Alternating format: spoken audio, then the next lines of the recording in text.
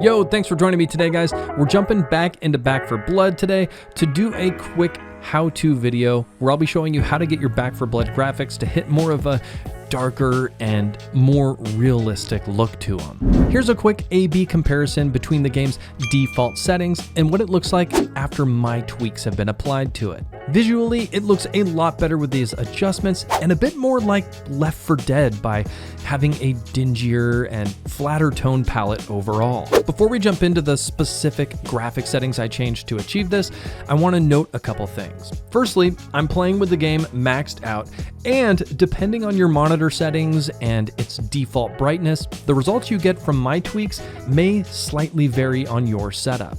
However, I will point out which options you can focus on tweaking further that can help you dial it in to get the best look you can without sacrificing your ability to slay well in the game.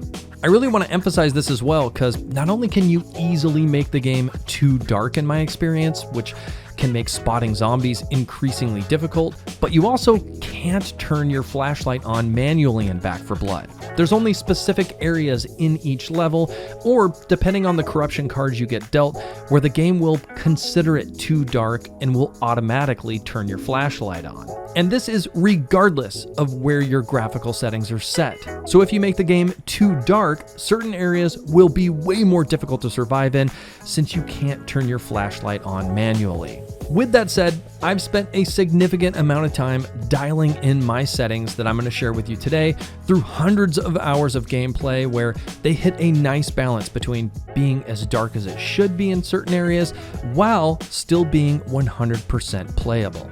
So I suggest taking some time to dial yours in after using mine as a starting point to best meet your rig setup and achieve the best gameplay experience.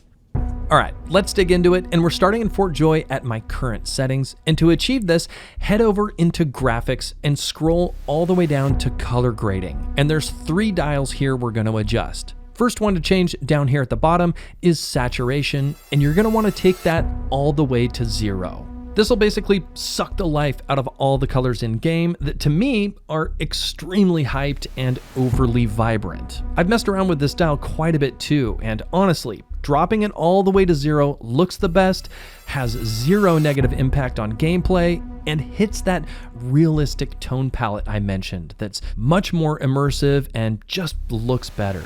Going up one setting, you have the contrast option, and I suggest bumping that up to 52.5. This will give certain colors in the game a bit of life back to them so they look rich and full again without them looking too cartoony. It'll also thicken up shadows and darker areas a little, which is great. Quick note here as well, to adjust this number to 52.5, highlight the actual number, type it in, and press enter. Otherwise, the game will only move the dial in increments of 5. Lastly, the final dial to tweak is the brightness option, and I take that down just a little bit to 45. Okay, now that we've covered the tweaks, let's head back to Fort Joy and dissect the results a bit.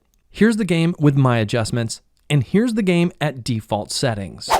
Let's A and B these a quick moment, and overall, there's just a cooler tone across the board with my changes, and I want to draw your focus to the grass and the campfire, for example. The colors are way less saturated and hyped, the skybox has a more realistic look, and the reflections, such as the light on the walkways, just look way more authentic. Once again, I'll throw a photo of Left 4 Dead 2 up here just so you can get a visual reference of what I was trying to achieve. And I think it turned out pretty good.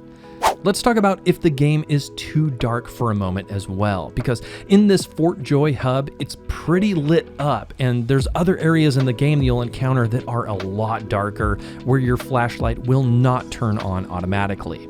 A good gauge to use in Fort Joy is to look at these 2 guards posted off in the distance at the fort's entryway.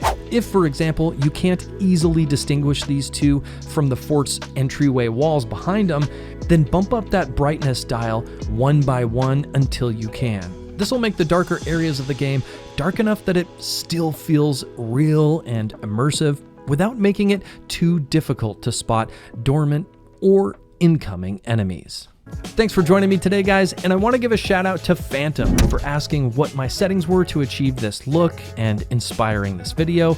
If you're a fan of Back 4 Blood and are new to the channel, be sure to hit that subscribe and bell button below to join me for all my future Back 4 Blood content and reviews. And if you haven't already seen my Back 4 Blood tips and tricks video, I'll put a link at the end of the video here. Be sure to check that out. There'll also be a link to my Patreon page. I could really use your support, guys. Every dollar I get helps keep the channel going and growing, and I would love to have you part of my community.